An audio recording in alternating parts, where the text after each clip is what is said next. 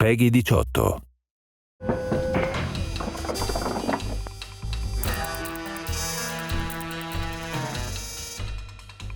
Hey everybody, welcome back to another Fallout 76 Developer Deep Dive. I'm your host, Haley, and brand manager for Fallout 76, and this week we're sitting down with a few members from our development team to bring you all the information you need to know for our next content update, Atlantic City, America's Playground. In the first half of the Atlantic City adventure, players explored the faded glitz and glam of the boardwalk, rolled the dice at the casino, and mowed down the overgrown threat.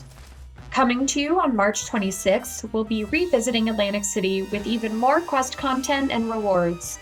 In addition, we're also introducing changes to our seasons that will allow you more freedom in choosing the rewards you want to earn. Joining me to talk about all that and more are our developer guests. Joining us for the first time, let's start off by welcoming quest designer Stephanie Zachariadis. Why don't you say hello and give us a random fun fact about yourself? Hi, I'm Stephanie. I've been at BGS for about 2.5 years. And I suppose a fun fact is that I used to be in the Fallout modding community, which is how I transitioned into game design in general. I used to be the head writer of Fallout London and did some work in Miami, as well as some of my own solo mod projects for Fallout New Vegas back in the day.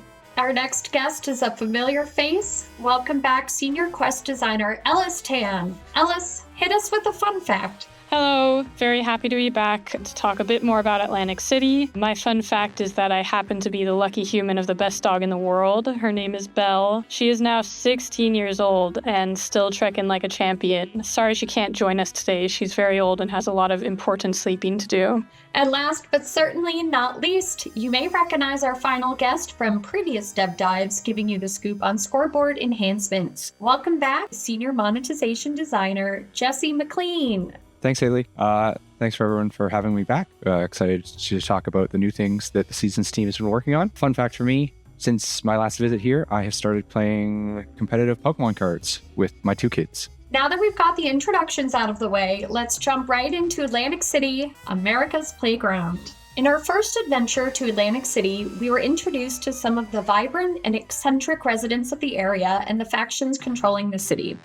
Stephanie, can you tell us a little bit about some of the characters and conflicts that we'll encounter in Atlantic City this time around? Sure. So there's going to be some continuation of what we've seen in part 1. So we got to mostly see the Mafia, otherwise known as the Family, and the Showman on the Boardwalk. Those dynamics are definitely going to continue into part 2. But there's also a third faction that we didn't get to see a whole lot of in the first installment of Atlantic City, which is the municipal government, often shortened to the Munis. They're basically the Good Samaritans of Atlantic City. They're the faction that essentially keeps the lights on. They make sure everyone's safe and healthy and fed, and also they control the overground threat in the sense that they keep them out of the city. Although unfortunately the Munis' main operating district, which is the flooded city center, is pretty much the primary location which overgrown tend to spill into, given its proximity to the Pine Barrens. In terms of new characters that we're going to see, there's going to be some familiar faces. Some people may remember Buttercup as the main antagonist and boss fight of tax evasion, and we mostly got to see him in his power armor and not in his full aggressive glory. Furthermore, we have Mayor Tim, who is mentioned quite a bit in our previous installment, but now you finally get to see him, talk to him, and do a bit of work for him. It's always great to have friends in high places like Mayor Tim.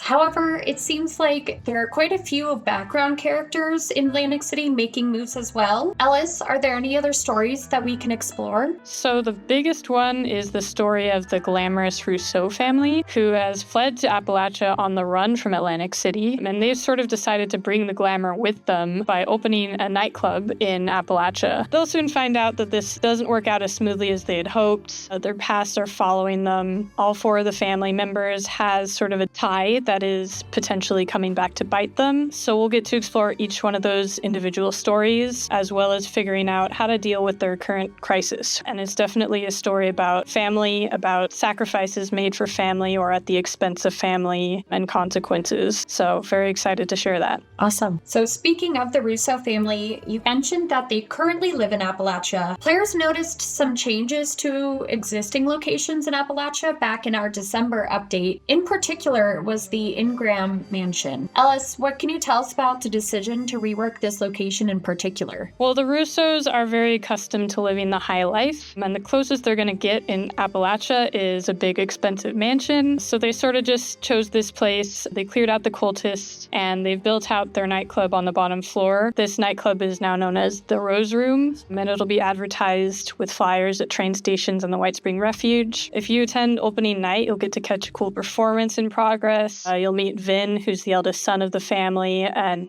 he has his hands really, really full. Well, it sounds like the Russos can't quite leave their past in Atlantic City behind. Will players have other opportunities to learn more about the family in this update? We have 4 main quests, including the one I just described. And during this quest line, you get to assist the Russos with their current crisis, which is the addiction of the youngest daughter, Abby. And she's found herself under the affliction of a dangerous chem known as Devil's Blood. And so we need to return to Atlantic City to find help for Abby. And in doing so, we slowly unravel a lot of family secrets.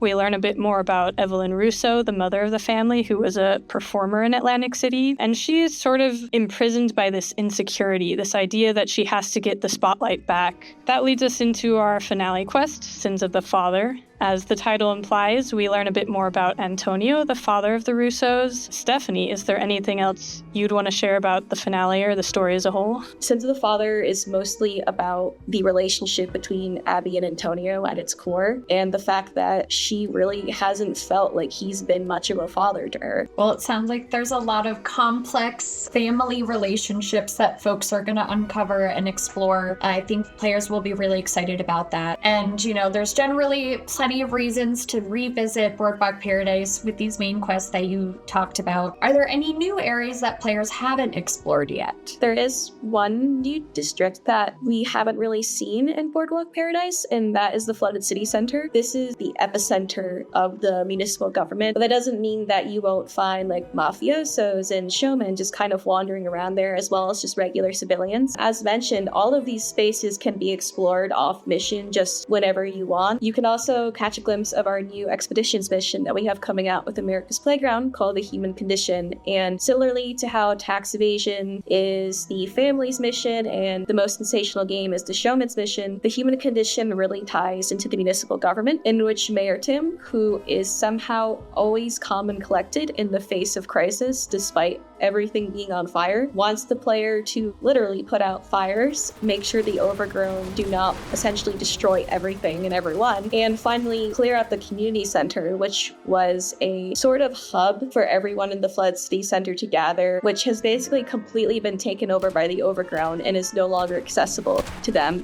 Well, it sounds like Mayor Tim has quite a lot to be handling this time around. So when players aren't dealing and working with Mayor Tim and the Russo family, what are some of the other kind of characters that we'll meet in maybe some of these side quests? So one of the side quests we have, Region of the Dead, gives the player the opportunity to be a sort of private investigator. They are hired by Fabio to figure out what's going on with the leadership of the family in the terms of where's Quintino? Why does Concerta have so much power? And can someone else possibly have that power? Ultimately, what we wanted to kind of do here was to give the player a lot of choice in what happens. So you essentially decide the fate of this faction, and there are some consequences around the world depending on what you choose. Over on the boardwalk, we have a slightly suspicious fellow by the name of Saltwater Sam, who has a side gig working as a janitor for the showman. I will leave that at that. Back in Appalachia, there's an eccentric journalist by the name of Jack Hunter who has gone missing while writing a piece on the Blood Eagles. So if you go looking for him, you'll find you may need some interviewing skills, which is a super fun and unique dialogue sequence in our game. Where can we meet and interact with these characters? So you can find them in the White Spring Refuge next to our man Jeremiah Hopkins, who is advertising Atlantic City. He now has a bulletin board next to him where you can pick up flyers for any people who are in need of help.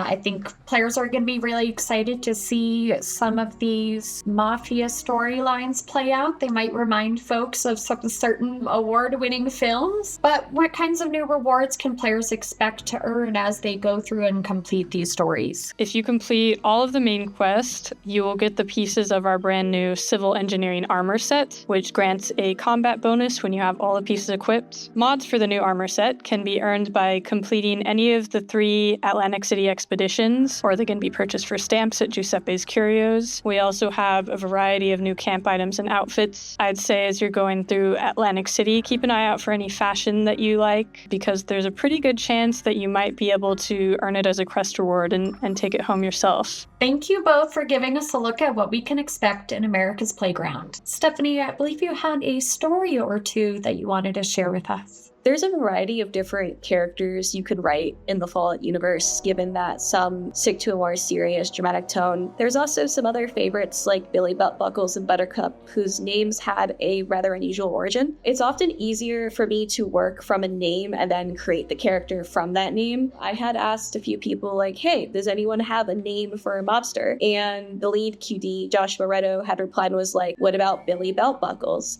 What Josh meant was just a guy who wrapped belts around his hands and would punch people with the buckle. What I heard was a man who was obsessed with belt buckles. And that's basically how that character was born. Bunch of coincidences and misunderstandings brought to life something magical. The magical magic of video game development right there, ladies and gentlemen.